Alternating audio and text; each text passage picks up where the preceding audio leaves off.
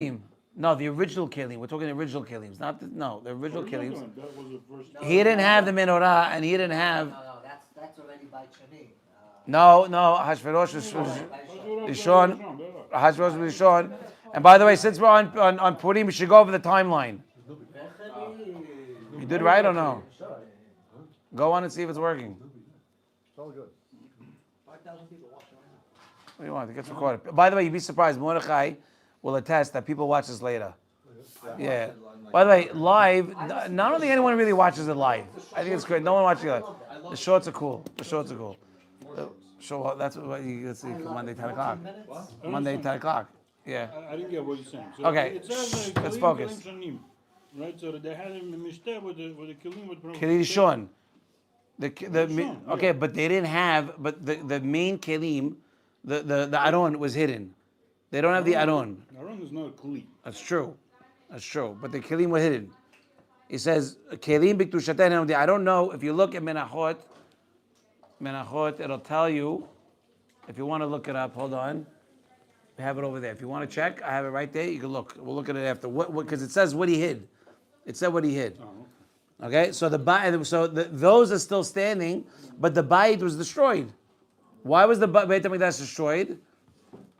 The Beit HaMikdash to save Bnei Israel. Right? והבית נחרב בשביל להציל את ישראל, שצדקה עשה עמנו ששפך חמתו על הציב על אבנים. Right? Instead of destroying Bnei Israel, because we did bad, he took out his anger on sticks and stones. That's what Midrash says to explain that. Yeah, the Beit HaMikdash it was horrible that it was destroyed. But if not for that, he would have came after us. He's got to take his anger out on something. That's why the Rambam holds, and this is halakha, I believe, that if a person breaks a plate on Shabbat out of anger, you're hayav al metaken. You're metaken. Why metaken? Because you're taking care of your anger. You took care of your anger. Right. You took care of your anger. Yes, that's right. And you're not, what's it called? Do you understand? Because if I punch you, you exited it. You relieved it. Yeah. You're released. Crazy. So punch a wall. If you break the wall, same thing. Same thing. If you break it, same thing. It depends on the wall. Not a firewall. I mean, okay. So let's see what it says. So, and by the way, what does else this say? Another read says Menachot. It says Ma'alin Bakodesh. If we're going to say that the kelim have more kedusha than the Beit HaMikdash or the Mishkan, because proof is in the pudding, one survived longer than the other, then Ma'alin Bakodesh. And if we're Ma'alin Bakodesh, you should make the Mishkan first. Remember, what did Hashem say? Hashem said, make the Mishkan first. Hashem tells Moshe, make the Mishkan. Moshe tells over to Betzalel, make the kelim first. Why swap it out? And Betzalel says, why would you do that? Should we make the Mishkan first? Because we need a bayit. That's the minhag haolam. That's the normal way.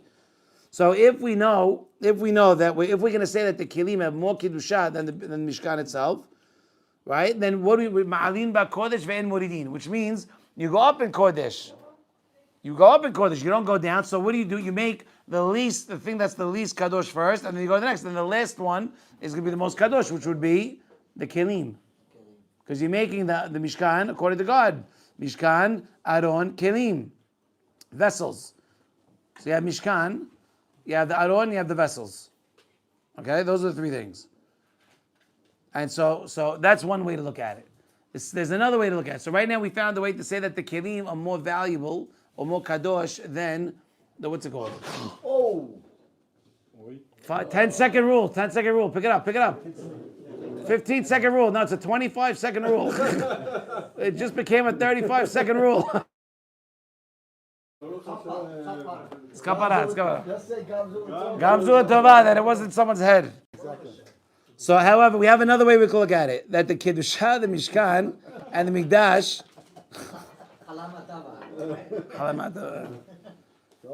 So, by the way, I'm giving you guys something crazy here. To say that the Kelim are more valuable than the Mishkan itself is crazy. You don't find that crazy? Because the Kedusha still exists in the location. Even now there's Makom Kadosh. Yeah, but to say that the Kelim, one is more, what's it called than the other, is crazy. To say that the Kelim are more Kadosh than the Mishkan is something heavy to say. There's a halacha, I think in Megillat Esther, or the Gemara in Megillat Esther, where it speaks about the Knesset. Who's not the Knesset? Israel Megillah. and in Babel. The Knesset in Babel has you build the Knesset on Tanai. The Tanai is that you're allowed Rebuild to, it once we no. The Tanai is you're allowed to do anything. You're allowed to do things other than, in addition to davening and learning in the Beit Knesset. You're not allowed to eat. You're allowed all that stuff. If you build the Knesset, you build the Beit Knesset on Tanai, you're allowed to do kiddush, you're allowed to do all different other things, and you have Shechat Chulim. In Interesting. Israel, you're not allowed to move the Beit Knesset, whereas in Chutz La'aretz, you're allowed to. You have to build it first, and then you have to build the bit. The reason I'm saying this is because Not in the the front. ground where the Beit Knesset was is still kadosh. Bring that up. Because the ground in Eretz Yisrael, the kedusha, still there, even though it's destroyed Right. or been Destroyed. whatever. So the kedusha is still there. Now, and so. Which basically means that since it's there, so it would have a higher value. Right. It might be right. So there's a room to say that the Mishkan has the higher value more than the Kelim itself. So then we're going to say that now. Go to Shiloh, it's still there. The Mishkan is not there in Shiloh. Makom is there, the remnant is there. Did they say there is no? No, they said there is none. I think they said there is no Kiddusha in Shiloh now. Oh, No, we're going to say that now. Hello. Yosef, we're going to say that now. There's no Kiddusha in Shiloh now. Because the Shekhinah did not reside until the Beit HaMikdash, right, until the Beit HaMikdash was built. By the way, look what it says. You could say that the Mishkan and the Mikdash have a higher Kiddusha. Why? Because we had the Mishkan. Where was the Mishkan? In Nov, Giv'on, and in Shiloh. Right? Shiloh was the longest, 369. Shiloh, Sharata, Shama, Shekhinah. The Shekhinah did not reside there, right, until the Beit HaMikdash was actually built.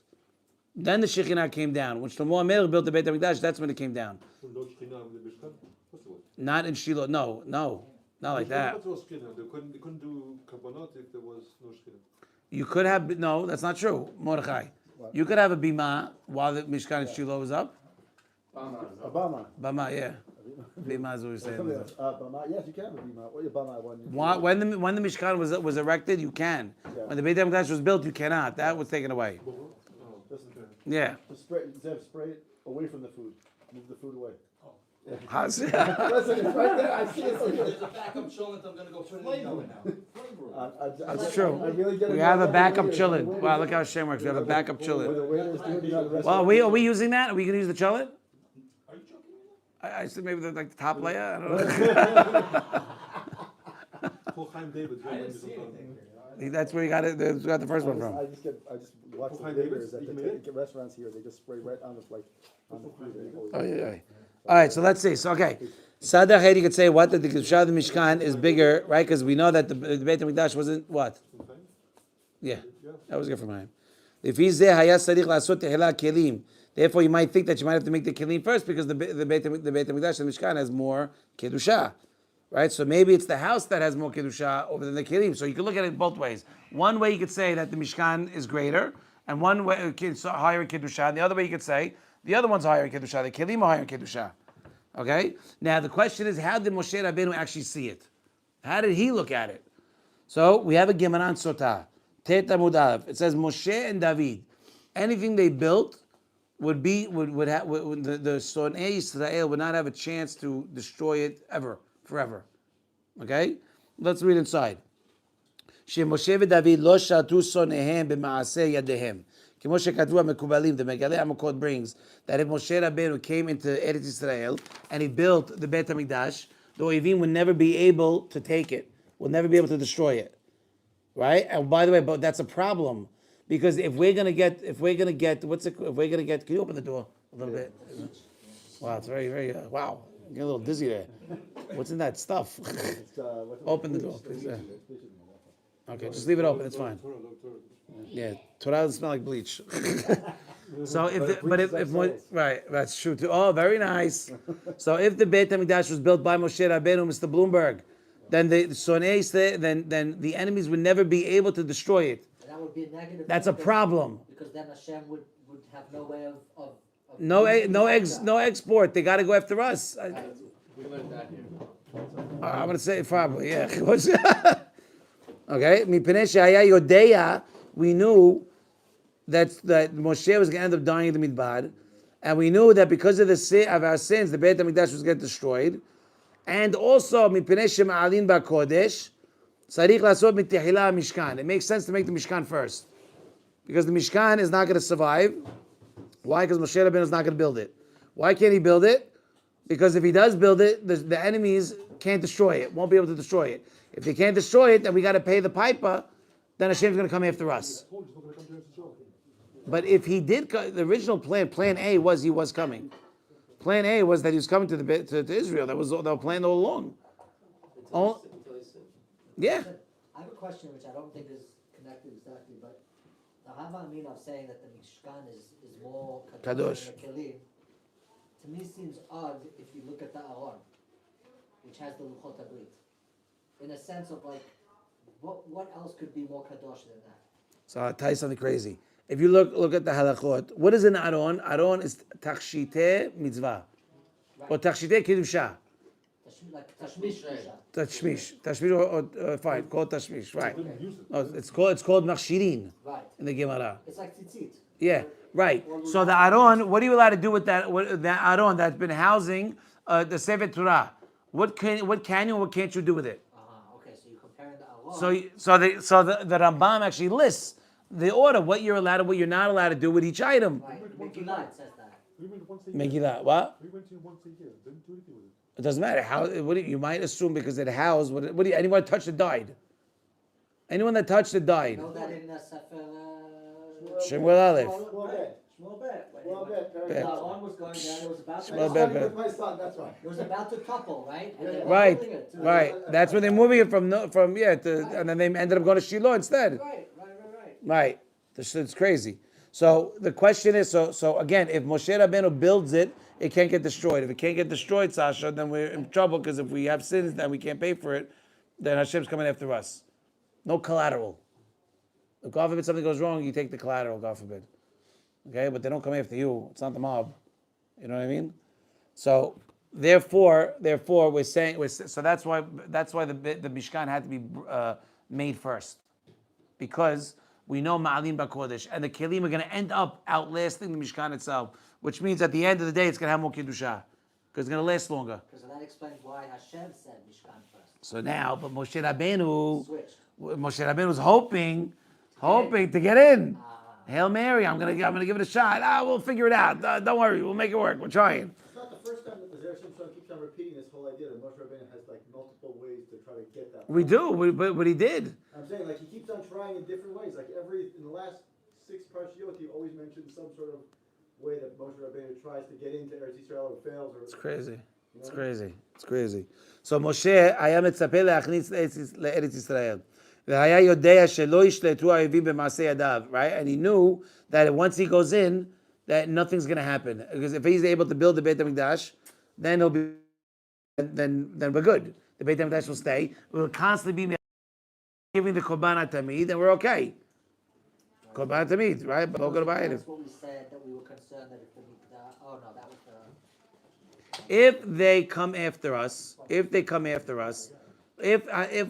we have to pay for it, Hashem is going to go after the Beit HaMikdash.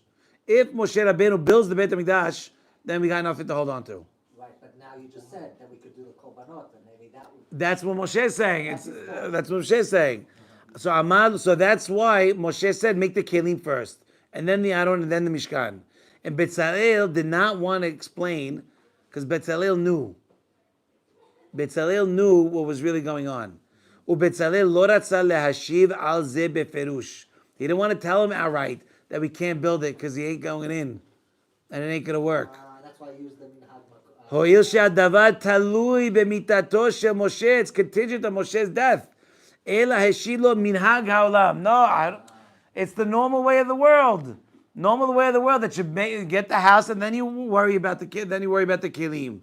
But really, he knew that the kelim are going to outlast the Mishkan. Why is he going to outlast the Mishkan? Because Moshe is not going to go in, which means he can't build the Beit HaMikdash.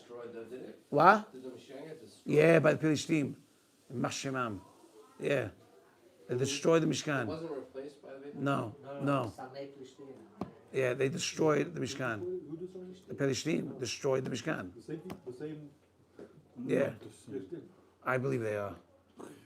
Who knows? Who But cares? the- No, I always compare them. Different race. I always compare them to the British team because they just cause trouble. They're the worst evil that They're ever different existed in race. humanity. Who? These Palestinians. The worst evil. Why they have feelings? What feelings? What feelings? The worst Yeah, we'll make that one a short. Okay. So what does Bitzalel answer? Shema kach amar lecha kadosh baruch Hu. Maybe Hashem really meant this. Maybe when he tells him make the kelim first, then the aro, and then the mishkan. Maybe Hashem really meant that you should make it the other way. You know, that's what Bitzalel answers. Kilomad, to explain, Minan lach hashem mishkan hayoter hamud. How do you know, what makes you think that the mishkan is more hamud than the kelim? Maybe the kelim are more kadosh than the mishkan. You understand? Meaning, if he knew that, because if you don't say this about Betzalel, you have a real problem. Moshe says one thing, Betzalel says another thing. Betzalel, because he's Betzalel, knows what Hashem really wanted. But you must say this whole dialogue is really going on, because if you don't, then what gives Betzalel the right to question Moshe Rabbeinu? Moshe Rabbeinu says ABC, that means do ABC. Doesn't mean start doing CBA. Who told you? No one told you nothing. Do what you're supposed to do. It's kash, right? Ma kushya hizo. What could he say? The minhag olamu is the opposite. Maybe it's gezerat makom. Maybe Hashem commanded. Where else do we see kilayim? Bigdei kohanim is all kilayim. But you're gonna say no. Maybe are you sure he meant kilayim? Maybe he meant like wool and kine. How do you know it's? Because the kelim were made, or the big adim and the kohanim were made from kilayim. So, right. So, apa pi shekilayim asud ela vadai for sure. Betzalel did with chokhmah lehastir hadavar bifnei Moshe. It's mind-boggling. Yeah. It's crazy. Yeah. Kedesh shelo yargish, so he won't feel bad. Like he was so. He was so sensitive to just say, no, God, I know God said this. He didn't say that. He said, Minhaga, what do you learn from here, by the way? You learn how to give tochacha, that's not tochacha. You learn how to be sensitive. Even though you know something, you're supposed to do it differently. Just because, I'll tell you, there's a story about, I forgot which one. One of the buhatzeras, what? You can't keep having private stuff on the side, and then when I actually ask, I don't get an answer. He said what I missed. I said you'll catch it on YouTube. That's fine. Oh, that's funny. Okay, let's go. I want to keep going. So even though you understand, so if you don't say that Betzalel knew what was going on, then you have a real problem, because who is Betzalel to question Moshe? Who's talking in the name of God? You understand? It doesn't make any sense. So you have to say that Betzalel knew, and the reason why he did what he did was because he didn't want to hurt Moshe Rabbeinu's feelings, to tell him that you're not going to end up going into Israel. Okay, now that's one way. Now there's another answer, a very interesting way. There's another way you could look at what he answered, min hagosh shel olam, right? The way of the world. There's another way to look at it, which means what? The way of the world is that there's going to be sinners. The way of the world, people are going to sin, okay? And if Bnei Yisrael sin and the Mishkan is still up, HaKadosh Baruch Hu has to divert his anger somewhere. And if you build it, and it's going to have more Kedusha than the Kelim, and the Kelim also destined supposed to last long, and they're not going to, or the Mishkan, it's got to wait till the Mishkan goes, and the Mishkan is going to stay, then Hashem has no option but to go after Bnei Yisrael. And that's not good. You understand? So it says, "V'Hakadosh Baruch Hu yeh sarich lishpoch hamato Yisrael, ve'haolam yeh tov avo," and the world will go back to tov avo, because if there's no Jews, there's no world. What's the point? So from this derasha, what do we see? We see it's not tochacha. It's not tochacha. It's what? L'achlok. Achlok al tamid chacham. Right. Maybe I'm not tochacha. Maybe I actually had to do that once. I had to say something to one of my rabbis, and I didn't know how to say it. So I asked him the question, like, what do you do if someone is A, B, and C? So he says, you have to maneuver in. The real halachically, the way you're supposed to tell your rabbi something is you're supposed to say, Rabbi, didn't you teach this way? Right, right. Lo kach, right. You didn't teach it to us this way? Meaning you have to, it's a sign of respect. Betzalel over here had respect. Why he could, when he hears that Moshe Rabbeinu was saying, build the kelim first, then make the Mishkan. Hashem told him the exact opposite, Mishkan then the kelim. But he didn't want to hurt Moshe Rabbeinu's feelings, even though he knew that Hashem said make the Mishkan first. Why? Because Moshe Rabbeinu was hoping to make the kelim first, in order to show that the Mishkan has higher sanctity than the kelim, which it would stay, right? If it would stay, then I'd get to go in and everything's gonna be fine. But Betzalel knew that the kelim are gonna withstand at the end, but the bayit is not. And we know that we need the bayit not to stay, as crazy as that sounds. You hear that? We'd rather have the bite destroyed than the killing and destroyed. Than us. We're not, Us. correct. Than us. To be right. That's why Hashem had to put his anger on Atzim v'Avanim. Okay. So that's the derasha. All right. So now let's go. No, it's one. I was three. Tet. All right. You want to do tet? That's a good one. Tet's a good. Let's do tet. I go to tet. But I think you're supposed to stop that and start it again. Is that a problem? You're not touching it. Okay. Kelly's out. It's one, no cuts. Fair enough. All right. We have a midrash. Look inside. No, tet. Going right into the next one. We have midrash that says Vayasu kol acham lev. Hadahu dichtiv ma'im rabim. All right. So the midrash compares when it talks about. Don't forget this parasha is all about the Mishkan. What to bring? It starts out with Shabbat Vayakhel, and then it goes. The whole thing is all about the kelim of the Mishkan. So who are the ones that made the kelim? Betzalel and Aholiav. Betzalel and Aholiav. Well, who was from which one and who was from which one? Right. Very good. Very good. The lowest of the Shevatim. Because he wasn't born from one of the wives. Was born from Zilpah, and Betzalel was from Yehuda. Very good. So you have one of the high ones and one of the low ones. Why? For two things. To show that all. Right. She's the best. To show that all the what's it called are on the same level, and also to keep Betzalel, make Aholiab feel better, and to make Betzalel not so high, because Betzalel can't say, "Oh, beauty," because you also got someone from the lowest Shiva team. That's what Midrash or the Gemara says. So the Midrash says, "Vayasu kol acham lev." It says, "Ma'im rabim lo yuchlu lechavot et ahava." Right? Shir Hashirim says, "Ma'im rabim." What does Ma'im rabim mean? Great waters. Very simply said. Lo yuchlu lechavot et ahava. Cannot extinguish the love between us and God. Ma'im rabim. Who is the Ma'im rabim? This is the goyim. Right? The nations. How do we know? Because we have a Gezrat Shavan. Yeshaya kahamot yamim yehem ayun. Right? Like the seas are the nations. If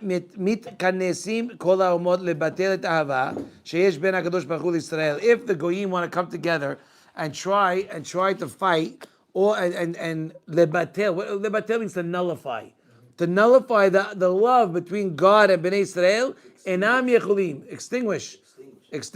They cannot. Dichtiv ma'im rabim lo yichlu lechavot et ahava, because what Shmuel Melech wrote Shir Hashim. Even if they tried, it ain't gonna happen. Right? And now the Midrash continues and brings a pasuk in Malachi, who says, Ve'ohav et Yaakov, unharot lo yishtefuha. Right? The pasuk, Ve'ohav et Yaakov, the loved ones of Yaakov, and the Midrash connects that with what? Then the Neharot cannot wash us away. Of the pasuk, right? Very good. It's Shir Hashirim. Who's that? The Midrash says, Elu ha-malchuyot. These are the kings. Kingdoms? Malchuyot, kingdoms. Fine, kingdoms. I have no idea. He went upstairs. I don't know why he did that. Okay, I'm gonna pay for that later. I'm just letting you all know. I'm gonna get reamed. Okay. There is a challenge. Don't think I'll get it. I don't think he's going for the challenge. So I'm just saying. As I said, I'm gonna get unless by any miracle Stephanie's watching or listening. Okay, it doesn't matter. She listens. All right. The pasuk says et me'anahar. So, but huh? Oh, his daughter's up there. Oh, it's faking. That's fine. Okay, so they're the malachim. Listen, back here, back to reality. So again, we have the midrash that says vayasu kol acham lev.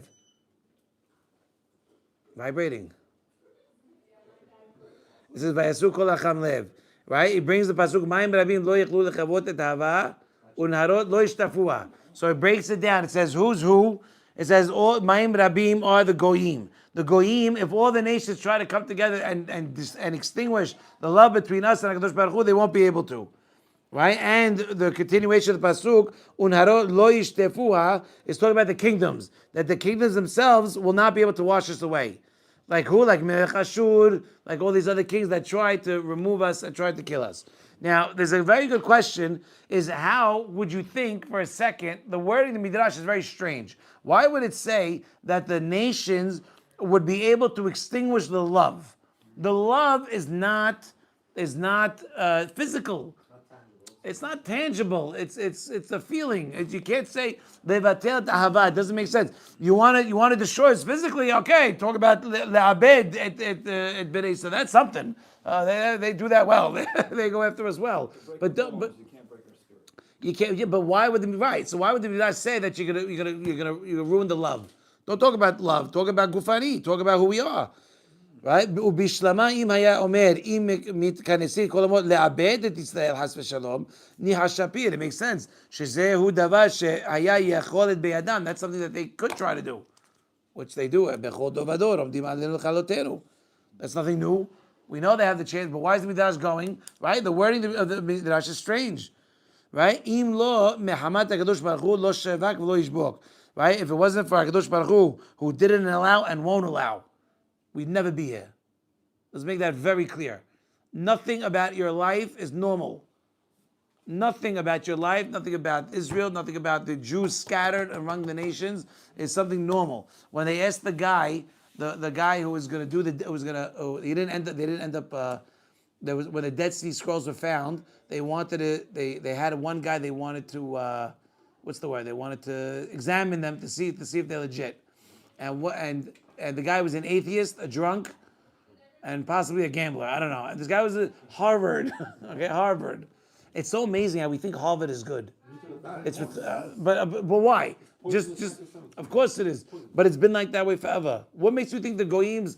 Can I tell you something crazy? Yeah, just us. Shut off the YouTube for a second. So I you want to help me out there? So the one in the back, better, one in the back. So On the back. there was one, yeah, no, yeah. So I went Monday night. So there's a program that I'm working on, okay, where you like this one, where there's a camera that measures a person's aura. Go that way. A camera that measures a person's aura. Okay, what does that mean? Aura. You have stuff around you that you look. Yeah, I got Wi-Fi. You don't see that. You have something that's legit. Now, Rav Zamir Kohen wrote about it. Rav Zamir Kohen wrote The Coming Revolution in English. Okay, it's a book. It's amazing. All science and Torah. How we knew everything before science did. How many sheets are from the sun. How many the stars in our solar system. We know everything. The Torah knows everything. We know the world was round. In the Zohar it says Galgal, I think. We know. So he writes all these proofs and brings all these different things. One of the things is a concept that's called Or Makif. Or Makif is a person's outer light. Or. You have Or Makif, Or Penimi. So there's a camera that measures such a light. So I knew about this for 10, 15 years. I always wanted to see it.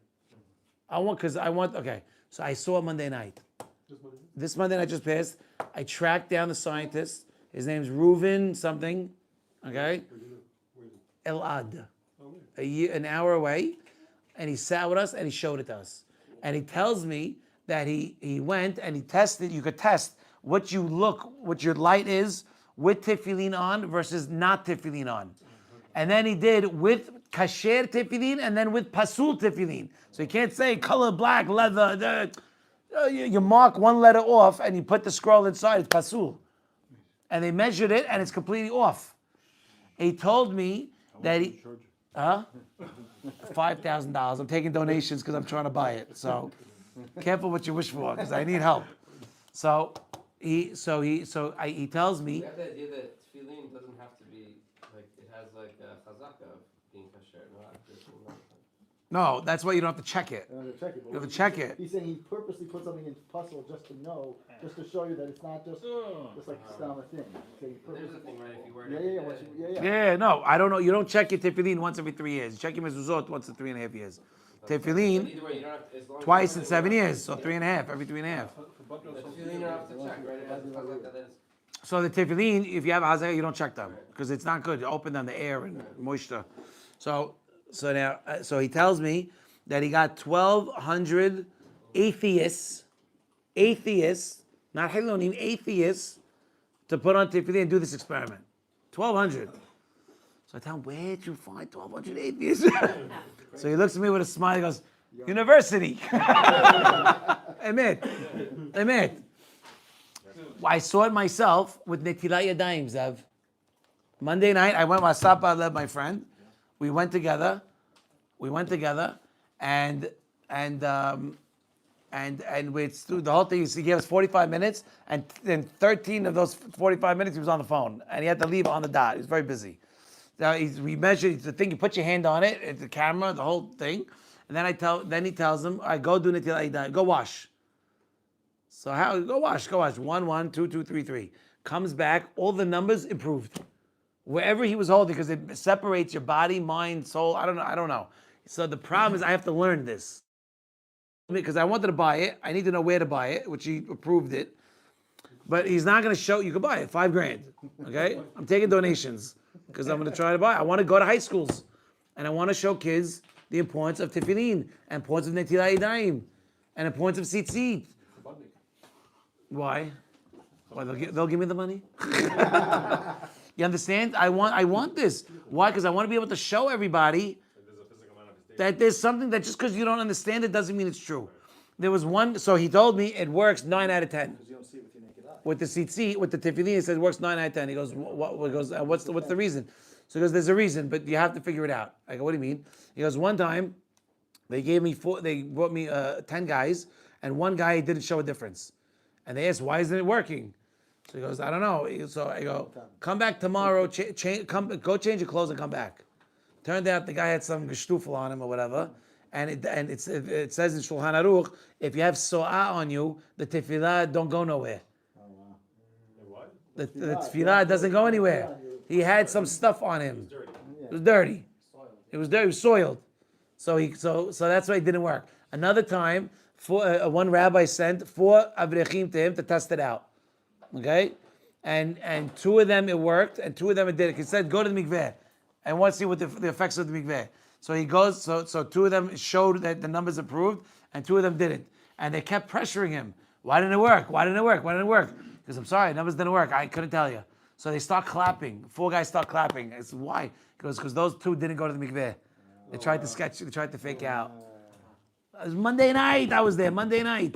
So I'm working on a whole package. I want to try to, but I have to buy the thing. I got to work it. I got to learn it. Experiments, Yoni. I need some guys. Cold plunge. What's cold plunge? Why is it important to know? What? Oh God, no. Why do you want to know?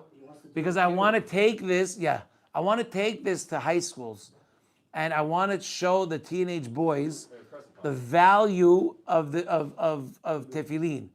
More than you know. What you think you know, you don't know. You think it's just the traditional thing that we do. You have no idea what value there is.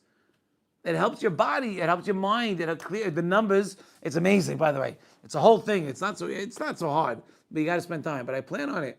What does the device look like? It's a black box, connects with a USB into the computer, software on the computer, and this thing has metal balls, like half domes, and you put your hand, the whole hand, and you just put it there, and it measures, and it comes up on the computer. It's not a camera. Didn't you say camera? I did say camera.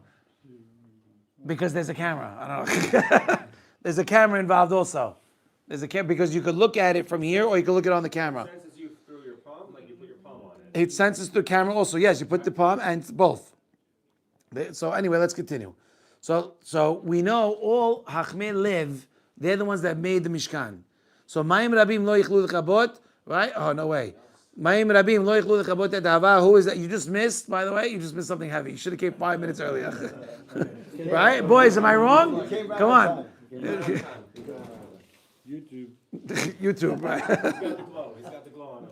Right, we'll check him out later. Is that what you saw? This stuff? Similar. So, no, not that. I'll show it to you later. I'll show it to you after. So, Mayim Rabim, we have a pasuk in Shir Hashirim. Mayim Rabim lo yichlu lechavot et hava. That all the great waters cannot extinguish the love between us and God. Right? And then we say that the kingdoms won't be able to wash it away. Okay, Sarich Iyun, why would you think that the nations would be able to extinguish the love, to be nullify the love? Love is not physical. Talk to me that you want to shecht us, that's one thing. Why are you telling me that you want to extinguish our love? A person can love God till the last breath. Shimshon's question on the measures. Yeah, right. And also, and if it wasn't for HaKadosh Baruch Hu who didn't allow him to do it and still continues not to allow, right? That can't handle it. Omnam behava in makom l'svar. There's no sevara to say that what's it called? Oh, that's why he was on. That is that there's no with love. There's no room to say that the goyim could try to be mevatel the love between us and God and extinguish by subjugating us. That doesn't make any sense. Physically, yes, and the only reason why they don't physically is because God protects us. The od kasher, the last part of the midrash is also hard. Is why you tell me the kingdoms? What kind of kingdom is there without the actual ummah, without the subjects? You're saying the subjects are able to do one thing, right? And then you're going separately and saying the kingdoms could do another. But what kind of king? What's a king without subjects? That you're separating them. To say that the people or the king, or to say them together. Why are you separating both? I don't follow that one. You have. The second one is why the Midrash says Malchuyot.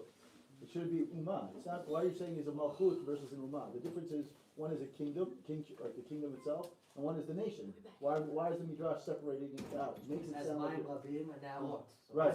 It's like two separate things, but the umot are the same thing as the malchuyot. right, but the Midrash So wait, which does which? Which attacks the love of the Jewish people? Don't matter. They're both coming after you. It For says- this one, they're both coming after you. Right. The first part is saying levatel the love. Right. Right. That's the first one. That's the umot. That's the people. Right. And The then- malchuyot, right, is like melech Ashur. But what is melech Ashur without the subjects? And they're all doing the same thing. Levatel ta'ava.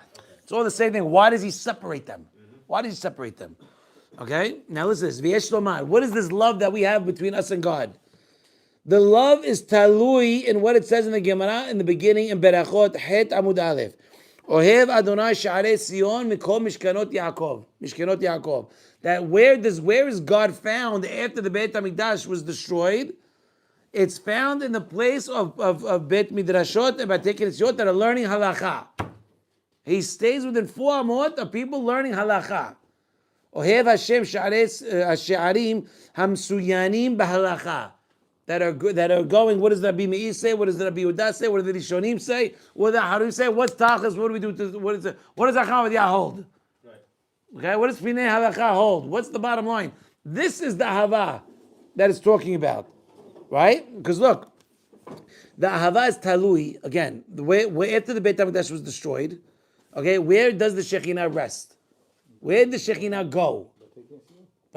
No, it stayed here. We know from Yirmiyah, the Midrash in Echa says that Yirmiyah, the Shekhinah asked Yirmiyah, where do you want it to go? You want to go with the people? You want me to stay here? So Yirmiyah says, better you go with the people, because you'll do more good for them than I will, and I'll stay in here with the leftovers. That's literally what they said. And that's what happened. Hashem went out to Bavel with us, and Yirmiyah stayed in Yerushalayim. So it says, so the Gemara Berachot is saying, where? So then now that we're dispersed, where does the Shekhinah reside? It resides where people are learning halacha. Okay? And it also says in Yakut Shimoni something great. Kol Yaakov ve'edai midei Esav. As long as the call of Yaakov, the voice of Yaakov is being heard in the Batei Knesset and the Batei Midrashot, the Yadayim of Esav cannot touch us. Kol Yaakov ve'edai midei Esav. As long as the call, the voice of us learning in the Batei Knesset, the Batei Midrashot, the hands of Esav cannot touch us. That's the Midrash Shimoni, it's famous. So what does this teach you? It teaches you that the ikar of the love is talui on our Torah learning. Sheikar ahavat teluya be'esek haTorah. V'hashta kamar, right now what does it say in the Midrash? Now that's what it means. That, remember we said if they all come together try to abolish, to nullify the love, what's it talking about? It's coming to nullify us learning Torah, which in turn will nullify our ahava with God. It means that he's going to go further away from us. Enam yechulim. They won't be able to. Lefi, why? Because if they're going to tell us that we can't learn B'Fertzia, what are we going to do? We're going to learn B'Sinah. And if they tell us that we can't learn Torah Shebichtav, what are we going to do? We're going to learn Torah Shebal Peh. Right? And the Umot, they're not going to know what's going on, or if we're just talking about Stam Devarim. We're going to make it work, one way or another. That's the whole idea of the Sivon. That's why they had the Nun Gimel Hashem. Because the Nun Gimel, that was the idea was it was Nes Gadol Hayasham or Apo, whatever. The idea was to remind us of the story. So the Sivon, they thought we were just playing with regular. Right. And then the idea is that we would retell the story. Like, in other words, even when they were oppressing us to not tell the story, to not keep the mitzvot, we had a way to do that. We had a way to do it. Other Unbelievable. places like to remind you that when you spin the thing, who's really in control? Hashem's in control of what happens. Right. And just to remind you of that when you're spinning it, to remind you that. Amazing. You know, that's what I said that to somebody this week. I don't remember. That even the non-religious people in the Holocaust, when the Nazis, Yimach Shemam, tried to give us, non-kosher food on Yom Kippur to eat, they wouldn't take it, even though they would eat non-kosher, no problem. Why? Because it says no one decides who doesn't get when I don't get to eat kosher. Only I get to decide when I'm going to eat non-kosher, not him. Because if you're going to tell it when our backs against the wall, all of a sudden everybody becomes real religious, right? Like the Midrash says, we said it last week. The Midrash says that Hashem says that if they're not going to make the Shiva on our own, don't worry, because Hashem's going to beat it out of us. He'll make sure. Literally, that's what it says. That's a scary thing. It's also funny, but it's more scary. Person eats non-kosher on Yom Kippur, does he get 2 lavim or 1? Why are you going to Pilpulim over here? I don't know. How's it pilpul? It's a shayla. What? No, that's not true. That's not true. That's not true. That's not true. Which one is more hamud? Your Hayab Mitah on Yom Kippur. I didn't ask what he gets for the onions, right? I asked It's what Hayab on the both. onions gonna be. He's I asked Hayab on- what lavin, like how many lavin he's over on, and why would you say 1? Because Yom Kippur is more hamud. No, I'm not saying one. Not because it's more chamor. Forget about the punishment for a second. Non-kosher food is ushered to him on a normal day. But on Yom Kippur, where all food is ushered to him, maybe non-kosher food, there's no lav. Because you wouldn't. No, come on. Where would you think that? It's Kamash. I'll bring Kalba you a Homed. raya- I'll bring Go you a ahead. raya from Nevela. You can eat the Gid Hanashav and Nevela. When? Huh? You could eat the Gidan Hashem and Sure, Nevela. there's no Isser to eat the Gid Hanashav and Nevela. Why? Because Gid Hanasha is only an Isser when it comes from a kosher animal. But it's Asur, no? The Hakamim. No. Veil is also us. Right now, I can go buy Gidan Hashem from a Nevela. Yeah. Sure about that? Listen, I don't know what halacha might. I'm telling you, you're not. Also, Telling you not. Also, why But- would you Gid Hanasha? It tastes like rope. I have no idea. How do you know? You gotta slow cook it. Yeah, that's the one. Slow cook. So, but And really, it did turn into bilpul a little bit. You're right. no, but to be if you do something Yom Kippur, you can be on 2 Lavi. Of course you are. If you drive a car on Kippur or on Shabbat, Shabbat is one. No, that's not a good example. Eating is the only example. One of the only, because you're not right. You eat. Eating a nevela non-kosher food is asur to begin with, and on Yom Kippur is another one. But you get the more hamud punishment. They don't give you both. I think for both it's kares, so you actually just get kares. Eating. No, it's eating is the problem. It's not eating non-kosher is not the problem on Yom Kippur. Eating itself is the problem. But either way, the punishment for eating Not the problem. non-kosher food is kares, and the punishment for eating on Yom Kippur is also kares, if I'm not mistaken. Yeah, but So you can't get kares either way. You can't get. Cut it twice. No, but you can't get extra kares. no, you can't get extra You credit. get kares, you don't. Okay, so let's continue. So what are we learning right now? We're learning that the ahava, the love between us and God, is contingent, boys. Is contingent on our Torah that we give, that we focus on the Torah. Okay, that's what's the most important thing. Okay, and if we can't learn it in public, you're with me. We can't learn in public, we can learn in private. And they tell us we can't learn Bichtav, we'll learn Ba'al Peh. That's how we got the Haftarah, by the way.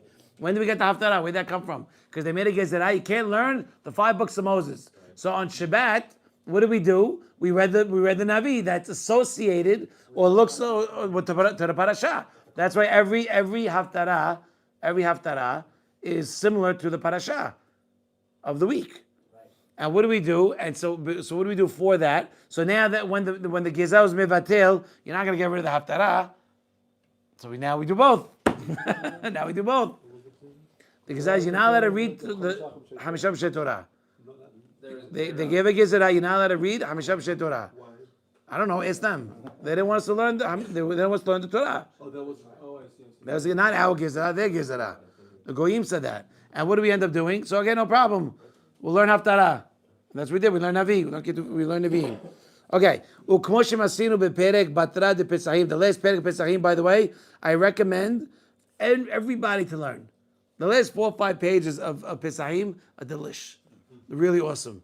3 things that God loves, 3 things that God hates, 3 things that for a good marriage, 3 things for a bad marriage, 3 things that guy is alive, 3 things that guy is dead. All these different things. It's great. Great Gemara. Really awesome.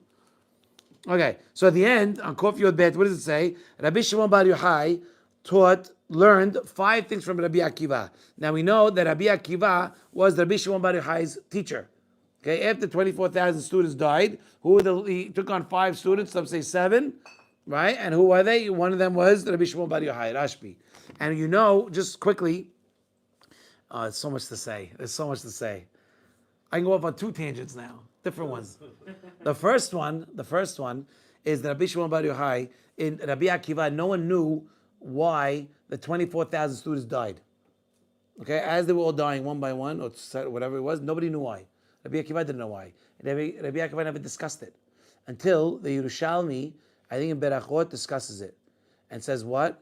And says that the reason why, he goes, I know you know that I had a yeshiva before. And I know you know that it was a very big one with 24,000 students. And I also know you know that all of them died. So I want to tell you why. And he says, because that they didn't respect each other. And Rabbi Shimon Bar Yochai took that very, very seriously. How do we know? Because if you open up the Zohar, what does it say? Haverim Yekarim. He always says, Haverim Yekarim, my dear friends. To always remind himself of the love that's needed among Jews. You understand? Remember, I told you I spoke to Rav Machlis. Remember Rav Machlis? You know Rav Machlis, right? In Yerushalayim. Should live and be well, and Hashem should give him a lot of money.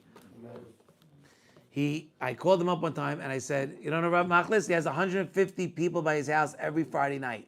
What do you mean, every Shabbat? Every Shabbat. Every meal. He doesn't own one piece of anything valuable in the house because everything was stolen.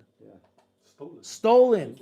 Yeah. 150 strangers. You know 150 people? Because I don't. To come over every Friday night? I was there once. He had people sleeping in his car. That's it, because they're just like me. No way. Yeah.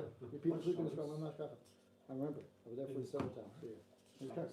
Yeah, he just like, if people need a place to stay, he's like, okay, take my car. It's insane. Crazy. People, and he spends so much time. So I had this question that I always wanted to ask him, specifically him. You ready? Sasha, you know this one. I told you this, remember? You know this one or no? Remember. I asked him, I go, Rabbi, how do you learn to like people you don't like? Admit, it's a serious question. It is a tough question, but it's a fair question. And I asked, so he goes, I go, and I continue the question. I say, it's not, to be friends or friendly or whatever, open the house to people that I know, all you guys, that's easy. Now you talk about some weirdos, it's a whole nother ballgame. To sit with them for 2 hours, to give them a little money and give them a little plate on the way to go, take it to go, very nice. I had you. To sit with them for 2 hours now? I don't know how. I want to know. I really want to know. He gave me 3 answers. Off the cuff, by the way.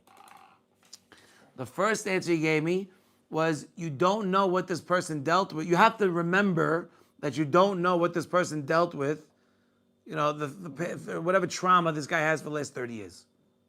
You don't know what people are walking around with. You don't know. Second thing he tells me is that guy's got a mother that loves him. Meaning, there's love for this person in the world. Don't breathe so heavy. You got an aunt that loves you. I wasn't even thinking about my own mother. But You understand? There's some love. There is love for this person in the world, meaning that he has value. The third one was interesting. The third, Pirkei Avot, it says, what's the word? Kol sev no b'sevet panim yafot. You should accept haveh mekabel lechol adam b'sevet panim yafot. And I said, and he says, it says in Perek Shelishi the same thing, but he uses the word simha. You should have simha when you see people. So why does it say it twice? One in Perek Rishon, one in Perek Shelishi. Be nice to people, very nice.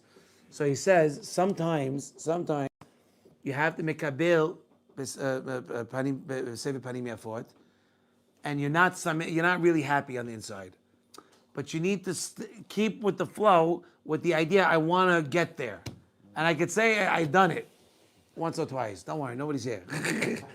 Okay, legit. Keep it exterior. Keep it exterior with the intention of making it interior. Making it interior. Right. You know, because sometimes it's not so easy, it says. Fake it till you make it. That's the first thing. The second tangent I wanted to say is that Rabbi Akiva was in, so I spoke in Jerusalem. Right, Jonah Brook came with me. I was spoken in Jerusalem to like a very great place, by the way. It's like a place for lone soldiers and Shirut Leomi people that are all in Israel, and they all hang out together. So they asked me to come speak. So I spoke, and I told them, there's a reason why I want, Rabbi Akiva, Moshe Rabbeinu wants to see Rabbi Akiva. Because he sees, when Moshe went up to Marom to accept the Torah, he sees Hashem making all the tagin on top of the letters. And he tells them, he goes, Hashem, it's enough of a beauty that you're giving to Bnei Israel now. You don't have to add even more. It's okay. And he says, no. There's one guy that's going to be born that's going to be Doresh Halachot based on the crowns of every letter. It's Gemanah Menachot. And he says, who's this guy? He goes, Akiva. This guy's name's Akiva. He goes, show him to me. So Hashem tells Moshe, turn around, like a fairy tale. Turns around, he finds himself sitting in the Beit Midrash of Rabbi Akiva. And where is Moshe Rabbeinu sitting? In the 8th row. Now, in the old days, the smarter you were, the closer you were, not the further you were. Like today, they want the kids that don't get it. I sat in the front most of the time. Okay, but Moshe was sitting on the 8th row, and the Gemara says, Moshe said, I didn't understand a word, and no idea what they were talking about. And he felt very depressed. Until one Talmid raised his hand and says, Rebbe, how do we know this? He goes, Halakha Moshe Misinai. So when he heard this, Moshe felt better. Oh, I felt much better. So now Moshe tells Hashem, he tells him, okay, I understand. He goes, all right, I see the Torah, now show me the Sakkal. Show me the end. He says, okay, turn around. And what does he see? Oh, so excuse me. So before that he says, he tells Hashem, give Rabbi Akiva the Torah. He's the one that should take the Torah. So the Gemara says, Hashem tells him, shtok, quiet. I have my ways. It's not for you. Now he goes, he says, all right, he showed me the Torah, now show me the Sakkal. He says, okay, turn around. He turns around and he sees Rabbi Akiva getting flayed. Seriously, that's how he died. Okay? That's how he got, that's it. So Moshe Rabbeinu starts screaming, Zeh Torah v'zeh sechara. You're sketching, this is what you get? It's retarded, it's terrible. And what does he say? Shtok, I have my ways. It's not your business. When Rabbi Akiva was in the jail before he got filleted, that's what happened. Before he got tortured and murdered, right? He was in jail, right? And now there was a kid that comes to him and tells him, "I got you bread." So this little kid, he tells him, that wasn't a little kid, it was a kid. And he tells him, this wasn't at the time. Was it at the time? Hold on. Oh no, this is a Gemanah Berachot. This is the one I'm about to tell you, is the Gemanah Berachot. That there was a kid that Rabbi Akiva was taken into captive, was taken prisoner. Okay? We're going to say about at the end now in a minute. But he was taken captive into whatever, and he tells him, and now this kid tells him, I brought you bread to eat, and I brought you water. He brought you water to drink. He brought him water to drink. And he says, I don't want to, he goes, so he takes the water and he washes his hand because he didn't do Netilat Yadayim yet. And he says, I gave you water to drink. So he goes, so Rabbi Akiva said, I need to be clean, right? Kiddushim to you, it's more important to be clean than to drink the water. So he says, well, if you don't drink, I'm going to tell the authorities. So it's a joke. So the Rabbi Akiva says, so what are you going to do? Are you going to arrest me? I'm already here. So the Gemara ends by saying, and who is this kid? Rabbi Shimon Bar Yochai. Come on, it's amazing. You know that Gemara? It's great. Okay, so now Rabbi Shimon Bar Yochai learned 5 things from Rabbi Akiva before Rabbi Akiva died. Well, he's in jail. No, before he died. In jail. No, now. I said now. I jumped. Yes. חמישה דברים מרבי עקיבא כשהיה חבוש בבית האסורים. He was in jail. No, but this was when he was going to die. He learned the Gemara. Oh, it doesn't say what he learned. Yeah, this. By the way, that's the Gemara. That's Pesachim. He's taking out. If you look at Pesachim, it'll tell you that this is when he was, because what was he doing? Right? שרבי עקיבא עצמו כשהיה חבוש בבית האסורים היה יוצא להרג, when he was getting taken out to get killed, he was still working on the leap years to establish the following leap years so everybody would know what it is. Yeah. Iber shalosh shanim. Ve'ayin sham. So what does that mean? That even even if they're going to try to take us down, it's not going to work. Because even with Allah's breath, we're going to learn. How many people, remember, you know that story of the guy going to the Lubavitcher Rebbe and said, Rebbe, this religion is fake. It's all about money. So the Rebbe's like, why? And he tells them, because I was a survivor in the Holocaust. And in the Holocaust, there was a guy that had tefillin shel yad. And he charged everybody a piece of bread in order to go down, just to say, right, lehaniach tefillin, and for his piece of bread. You guys are all fake. He goes, yes, you're right, that's horrible. But he goes, I have a question. He goes, yeah. He goes, how many people gave up the bread? How many people were willing to give up the bread to put on tefillin? He goes, oh, a lot. He goes, Torah is not fake. There's mesirut nefesh.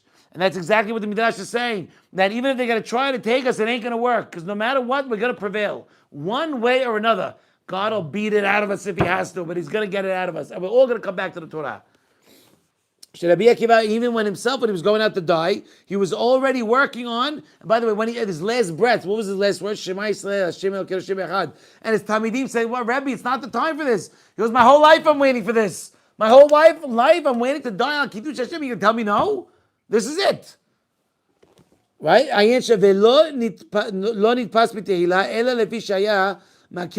by the way, and how did he get there in the first place? Because the Gezerah, they can't teach Torah in public. And what did he do? He taught Torah in public. Right? That's the end of Berachot. That's the last page of Berachot. כמו שהוכח על זה רבי יוסף בן קיסמא לרבי חנינא בתרדיון בפרק עבודה זרה. Right? Okay, I'm going to tell you the end of the Derashan. I'm going to tell you a story about Rabbi Yosef Kisma and Rabbi Hanina B'Teredion. V'im tomar shelo le'achar shiglu Yisrael b'lebein umot. V'im tomar halo after we were removed or exiled into the umot, yeh lehem teruv da'at u'bilbulim v'chol yemehem machuvim v'lo yichlu la'od la'amod. And so now, if you might think that once we're taken into captivity, we won't be able to learn because we're all teruv da'at, because we're all. Imagine moving, but I remember when I moved to Israel. When we moved here, it was a whole situation. It's hard. You don't wake up on time, you didn't miss class, you got to get everybody ready, the kids, school, all different things you got to worry about. So he's saying that now imagine going on the other side, right? Forcibly. My father escaped Egypt. Didn't leave normally. My grandfather, okay, Allah Shalom, they had a lot of money in Egypt. They had a button factory. Wow. He was very well connected. Buttons. Good buttons. The best. That's what we say. Happy birthday. So what's the inyan? The inyan is that when my father came with the shirt on his back. Imagine, left everything. In all these places, a lot of the immigrants in any country that came to another country, like I have a friend, Matt. His name is Matt. He's from Kazakhstan, Kazakhstan, something. I don't know. One of those. And he says that he told me. I remember I was young. He said, I remember there wasn't a corner in the house that didn't have money. We had money in every corner of the house. That's how much money they had. And we sold our house for a car. So I don't understand why people are spending millions and millions of dollars on houses in Galut. This is crazy. You're a smart kid. This kid has to move up. That kid's good. He's in the 8th row. No, put him up to the 7th row. That's good. Austin White. That's why it's so true. Who's driving the market?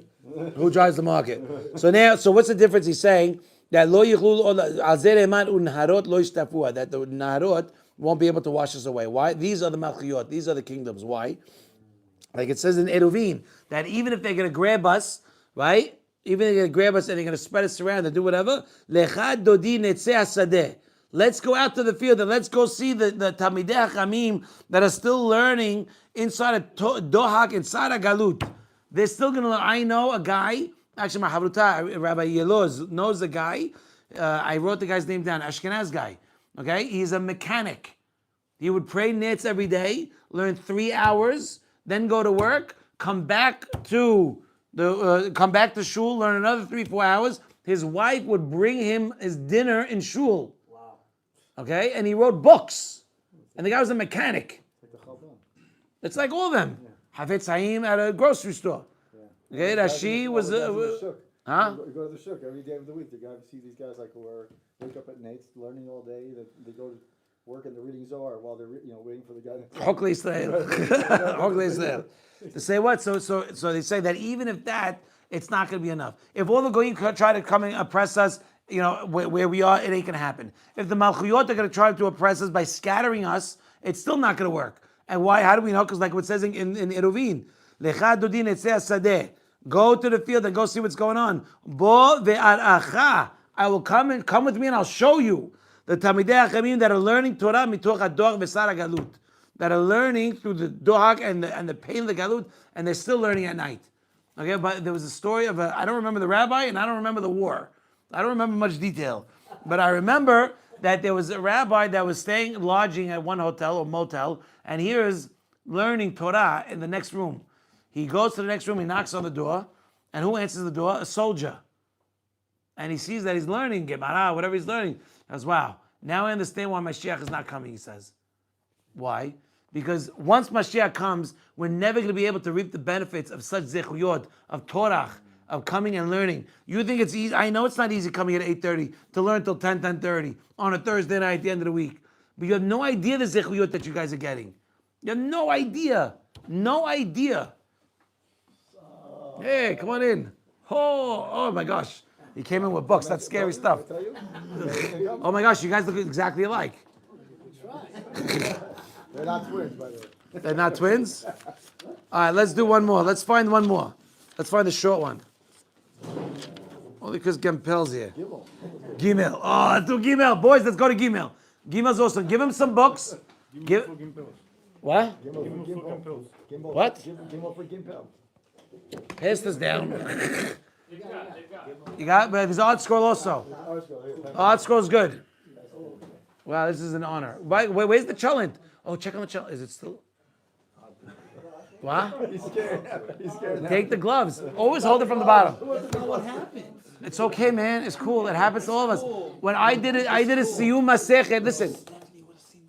Oh, he's dead. Yeah, sure. We all would have been. This place would have been filled with blood.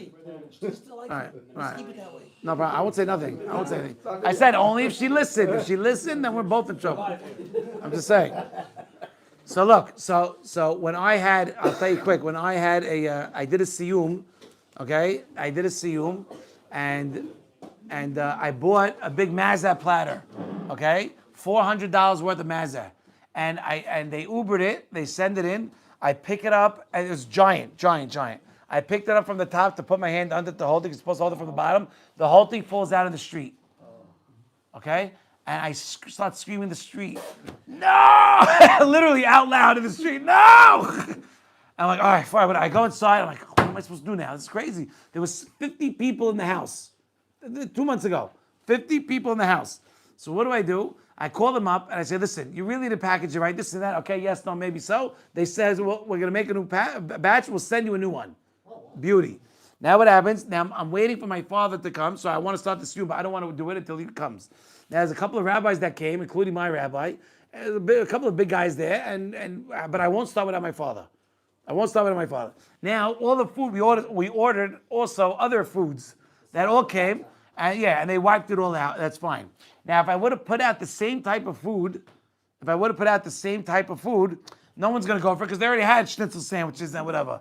This now, it comes, right, piping hot, mazah, piping hot, with all the sauces and the tahina, and everybody devoured it. And it gave me the extra time to wait for my father to come in, because otherwise they were all going to wait. So it gave him something to do. So you see how Hashem works. $416. Okay. Wow. This week's parasha starts. We're talking about Shabbat. It says, "Lo teba'aru esh b'chol mashvotechem." Gipel, you come here, you start talking to Zev. So I don't care if you're new friends. It don't matter. Very nice. Nice to see. So go to get both of you. I got to ask him what he says on Besamim first, and then I'll tell you which one I like better. All right, so go to Gimel. Lo teba'aru esh b'chol mashvotechem. Rambam is posek in Hot Shabbat. He says the guy gets stuck in a desert, and he does not know when is Shabbat. Okay, he doesn't know when Shabbat is. Right? What does he do? Now let's say you're in the desert and you don't know which day Shabbat is. You count 6 days, right? And mekadesh shevi'i. You count 6 days, and because you have a halacha shamor v'zachor. Shamor v'zachor. You have an obligation to be shomer and zachor Shabbat. How do you zachor? How do you remember it? Mekadesh the day. That's why mekadesh the day. That's why it's very important that at night is deoraita. That's why if you have people coming to your house, some of them will say kiddush on their own. Okay, which by me, I offer all my guests to come to me Friday night. Okay, do you want to say on kiddush? No problem. And okay, if not, I have them in mind. You have to be in mind and all that stuff. But Rambam says, let's say you're now stuck in a desert and you don't know what day it is, which by the way is possible. How do you know it's possible? Because sometimes even with all the technology we have today, I don't know what day it is. So don't tell me in the desert that you don't know, that it's possible you don't know what day. So let's say you find yourself in the desert and admit you don't know what day it is. If you don't know what day it is, you don't know when Shabbat is. If you don't know when Shabbat is, what do you do? So he says you count 6 days from today. You count 6 days from today, and on the seventh day, you mekadesh the Shabbat with wine. Okay? Now, and every day that you're in the desert, right? Even the day that you're mekadesh and you did Havdalah, which is also a deoraita. Havdalah, by the way, you know the source of Havdalah? Amazing. I looked up, where does Havdalah come from? It's a safek deoraita. And we hold it's deoraita. Why? Because just like you have to announce that Shabbat is here, you also have to announce that Shabbat is leaving. It's an amazing thing. It's a Gemara. I never learned it in my life till like a month ago. So cool. Really, really cool. So he says that you make including the day that you can do Kiddush and Havdalah, melacha, only what you need for that day. So that means if I don't... You would think that you shouldn't be able to. Well, if you're going to be Mekadesh and make your own Shabbat, you would think that that's right. Right. But we're saying that even on this day and all 7 days that you're stuck in the desert, since you don't know what day it is, which means you don't know when Shabbat is, you now have to, assume that today might be Shabbat. If today might be Shabbat, I might not be. But since it's Safek, I don't know if it is or if it's not. What do? You're allowed to do minimal avodah, just what you need for that day. Okay? Mutar lo lasot kede panasato bilvad. Kede shelo yamut. Because God don't want you to die. V'zehu lo teva'aru esh bechol moshevotechem b'yom HaShabbat. What does that mean, bechol moshevotechem? The moshevotechem that you know. You know where you are. What does a moshav mean? Moshav means where you are. It's a moshav. There's people, there's a community, there's houses, plumbing, hopefully. כלומר, בכל מושבותיכם, אי אתה מבעיר ביום השבת, דהיינו כשאתה מבעיר ביישוב. אבל אם תהיה במדבר, if you're going to be in the desert, אז תצטרך להבעיר אף בשבת כדי פרנסתך, in order to sustain yourself. Okay, so he's giving you a hidush. What does it mean, בכל מושבותיכם? It's a great question. But what does the word בכל מושבותיכם mean? Mr. Gimpel? None of you looked up, by the way. No, he's reading it very differently, but... Yeah. Tell me. He's reading it very differently because the Rambam is saying, Kidei shelo yamut. He's bringing you a halacha from the Rambam. So you don't die in the midbar, you do melacha.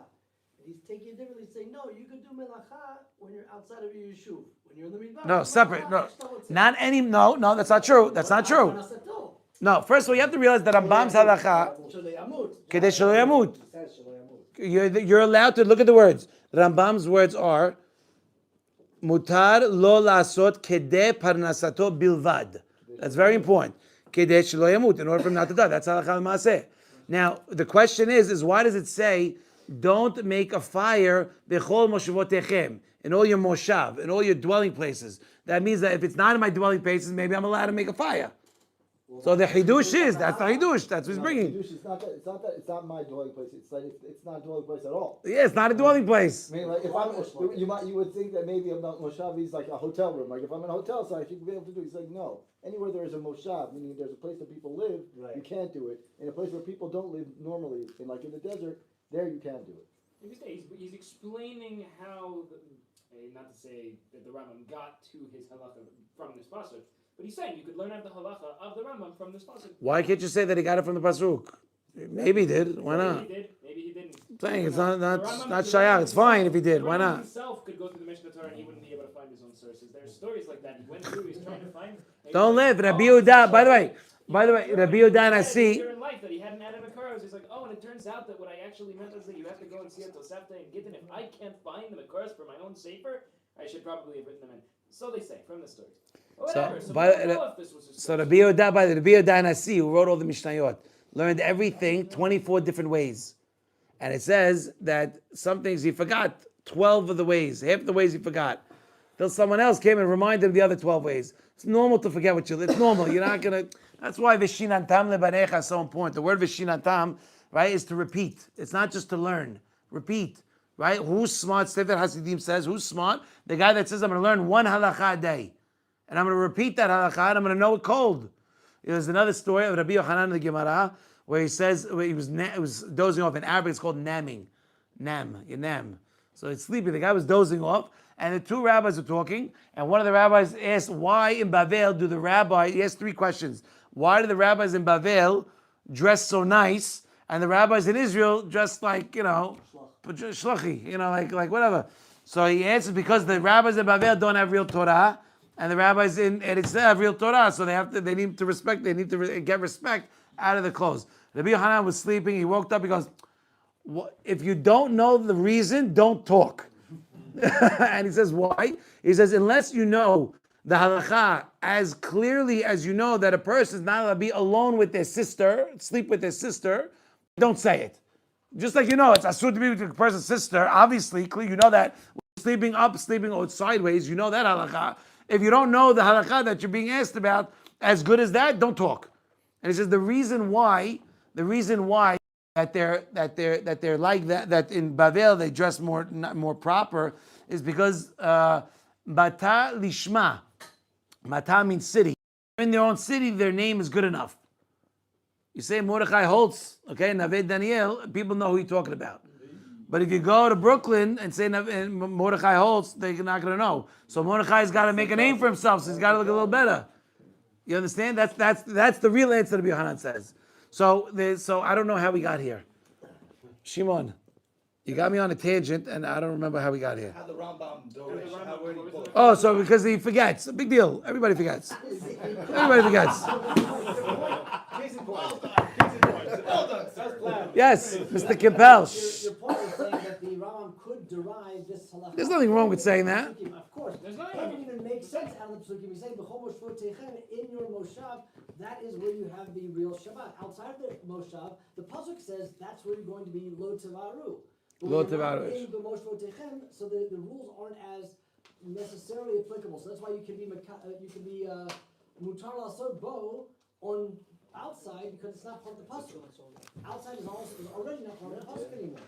Well, specifically the midbar. Yeah, but it's because midbar is not Moshe Votechem. Right, exactly right. Bechol Moshe Votechem. Right, when you know where your moshav is, when you know what. Right from the pasuk. Yeah. By the way, let Yechiel know that I missed him. Just let him know. V'shan lazera maza katuv. Right, be'omro. What does it say? Sheshet yamim ta'avod ve'asida kol melachtecha. Yeah, give it out. We got to give it out to everybody. Don't ask questions. By the way, if you ask someone, are you hungry? They're going to say no. I'll give you a lesson and a hachnasat orchim. When somebody comes to your house, don't ask. You put the food in front. That's how it was taught to me when I was a kid. Why? Because when you put the food in front, they're going to pick. And that's good. That's the right way. If you ask them, no one's going to say yes ever. 9 out of 10, unless they're truly hungry. Or they like really need to eat. Just stop. Especially our newcomers, our guests. That chillin' better be hot. You're a vegetarian? Do you go to Jerry Hyman, by the way? Are you the one that go to Jerry to work out? No, that's my Younger brother. I have a qualm with him. I have a bone to pick with him. Yeah. My younger brother with the Jeremy. Oh, okay. He put a picture. He has a picture. He's not alone. Take a number. No, he bought Jerry a picture. He put it up in the gym. What's the picture? Of a guy, like a big jahash in Arabic, a big fat guy, who's chiseling himself to be like a ripped guy. So he like the first half is ripped, the second half is a big fat thing. And I'm working out. I don't want to see that. I don't want to see that when I'm working out. So I told Jerry, I go, who bought you this? Why do you have this? It's nasty. What is this? So Jeremy Campbell. Okay, so now let's continue. You could see that this is also a hint of the pasuk. Sheshet yamim ta'avod ve'asita kol melachtecha. Ubiyom hashvi'i kol zeman shebasheshet yamim tuchal la'asot kol melachtecha. The 6 days that you're actually allowed to do all your melacha, because when you're in a midbar, you're not allowed to do all your melacha any day, only enough to survive. So sheshet yamim ta'avod, work, ve'asita kol melachtecha, do all your melacha. Ubiyom hashvi'i is for Hashem. כל זמן שבששת ימים תוכל לעשות מלאכתך, דהיינו כשאתה יודע, when you know when Shabbat is. שאז בחול, during the week, תוכל לעשות, you could do everything you want, because you know when Yom HaShabbat is coming, you know when the 7th day is coming. And Yom HaShabbat, Shabbat, לא תעשה כל מלאכה. You don't do nothing on Shabbat, because why? You know which days are good. It's unbelievable. Aval, however, when you're stuck in the midbar, any days of safek. You're not allowed to do any day. You need bare minimum. It's safek hol and also safek Shabbos. Yes, right. It's safek all around. Your whole life's a mess. Okay? Just for a week. No. No, I don't know how long you're there for. It depends how long you're there for. אבל כשאתה במדבר ולא תוכל לעשות בששת מכל מלאכתך, רק כדי פרנסתך, when you're only allowed to do what you're allowed to do, אף ביום השבת, אף ביום השביעי, לא תוכל לשמור, you can't fulfill the pasuk, לא תעשה כל מלאכה. Because you don't have that option, because you didn't have the first part of the thing either. Yeah, just give it. Please just give it. So Charles, mashma in this though, let's say that you have someone who survives a shipwreck. All right, don't give him. Someone who survives a shipwreck, he lands on an island, he's alone on the island, he doesn't know what day it is. That's the halakha. But he's there for a year, he's there for 2 years, he's eating coconuts for 4 or 5 years. What? He has to do the bare minimum malacha? Why not? First of all, I don't think he's establishing a society by himself anyway, so I don't think you have to worry too much. He's not doing that much anyway. Only that one day you have to be limiting your malach. No, Rambam, every one of the 7 days, because you don't know if it's a safek, if that particular day is Shabbat. Might be Shabbat, you don't know. All 7 days, you're allowed to work on that day that you're establishing Shabbat, but all the other 6 days also. Just in order for your parnassus. You make Kadesh and Havdalah on one specific day. But all the entire week now, you can only do what the survive, because you might have a safek, maybe that day. Yes, including that day. But that's crazy. Okay, but so he's saying that there's a hint to this where it says Sheshet Yamin Ta'avod V'asita Kol Melachtecha, that 6 days you work and do all the melacha that you can, and the 7th day you rest. Which means what? Only in a case where you can work all the other 6 days. And when could you do that? When you know whether today's Monday, today's Thursday, you know what's going on, you know what's happening. Huh? Who's working tomorrow? What does that mean? You know you can work. Look, you open up your phone, that's melacha. Okay. You're going to shul in the car, it's melacha. 39 melacha. Why does the Mishnah say 40 minus 1? Because it says melacha 40 times in the Torah. Okay, when it talks to the melacha, the melechet mishkan, it brings up 40 times, and Rabbi Yehuda holds that there's 40 melachot. Okay, and so the Mishnah comes to say it's 40 minus 1. We don't do 40 like Rabbi Yehuda. It's 39, not 40. Okay, when you're in the desert, and you can't do the other 6 days whatever you want, only enough to survive. Af az ab b'yom hashvi'i lo tuchal lishmor. You can't be shomer lo ta'aseh kol melacha. Mipnei she'ab be'oto yom, even on that day, you still get to do melacha, or you have to do melacha on the seventh day, right? It says b'yom hashvi'i. What does it say? What's the pasuk? Lo ta'aseh kol melacha. Don't do any work. That doesn't apply when you're in the desert, when you don't know what day it is, because you have to survive. So that means you're allowed to do it. So by the way, we're going to end with this, and it's a bomb. This is awesome. There's a pasuk in Yehezkel that says, Kadashai bazit ve'et shabetotai hilalt, which means Kadashai, my Beit HaMikdash, you made bizayon to it, and my Shabbat, you mehalel my Shabbat. Okay? It says in Yevamot, the beginning of Yevamot, Vav Amud Aleph, you might think that the Beit HaMikdash was Dochesh Shabbat. Yachol yeh binyan Beit HaMikdash Dochesh Shabbat. Talmud lomar, et Shabbatotai tishmoru mikdashi tirau. The Shabbat comes first, and then comes the Beit HaMikdash. My Shabbat you keep, and then my Mikdash you fear. If it would have said Mikdash first, you might assume that you could be Mehalel Shabbat for the binyan of Beit HaMikdash. Talmud lomar, you cannot. Okay? And that is what the pasuk in Yehezkel says, Kadashai bazit, that you desecrated my Beit HaMikdash. Tells you what? That you didn't find it hashuv in your eyes. Lefi she'en dohin et Shabbat, because you even v'ahar kach af et Shabbatotai. Okay. Lefi she'en do. I'm sorry. The pasuk in Yehezkel says Kadashai bazit. It tells you what? She'enam hashuvim. You didn't look at the Beit HaMikdash as hashuv in your eyes. Lefi, why? Because she'en dohin et Shabbat. Because you said, if you're not dohin the Shabbat, because you're not dohin Shabbat for the Beit HaMikdash, the Beit HaMikdash might I guess isn't that great after all. Because no, you can't be halal Shabbat for the Beit HaMikdash. So fine, I might have a leeway. But at the end, what does the pasuk say? If it's Shabbatotai hilata, you did that also. You messed that up also. If you want to say that you didn't respect the Beit HaMikdash because you want to say, no, we don't mess with the Beit HaMikdash on Shabbat because it's Shabbat. We don't touch Shabbat. We don't mess with Shabbat. But you screwed that up too. You messed that up also. That's what he's saying. Lefi she'en dohin et Shabbat ve'ahar kach af et Shabbatotai hilata. You also be halal Shabbat. Hem tartes de satran ahadadeh. Hashem tells Bnei Israel, you're being soter yourself. You're saying that you can't upkeep the Beit HaMikdash. You can't respect the Beit HaMikdash. It's not that great because Shabbat obviously overrides it. So fine. But not only that, but you also messed up. You didn't even keep Shabbat itself. So to show you so what are we learning from it? We're seeing a hint over here. We're seeing a hint based on Kol Mashvotechem. Tells you what? That you have to make sure you keep the Shabbat B'Chol Mashvotechem and where you are. Where you are, that it's a Moshav. It's a real place, like we learned from the Rambam. That a place that you have all 6 days where you don't know which day Shabbat is, you got it, that's what's it called, right? You have every day you do just enough, and on Yom HaShavi you do you make Kadesh, and you do Havdalah, but also you do just enough. And we learn it from the pasuk Lo Tabarush B'Chol Mashvotechem. It's extra words, and we bring a remez Sheshet Yamin Ta'avod Ve'asid Kol Melachtecha to tell you what this pasuk is only when you can do all your melacha on all the other 6 days. And if you're in a midbar, and you don't know what day it is, you can't do that. So I give everybody a beracha that you should never be caught not knowing what day it is. Baruch Adonai le'olam, amen v'amen. Rabbi Hanina b'kasha omer, L'asah HaKadosh Baruch Hu l'zakot et Yisrael leficha yibarav Torah b'zo shene'emar, Adonai hafez leman sidko yagdir Torah ve'adir.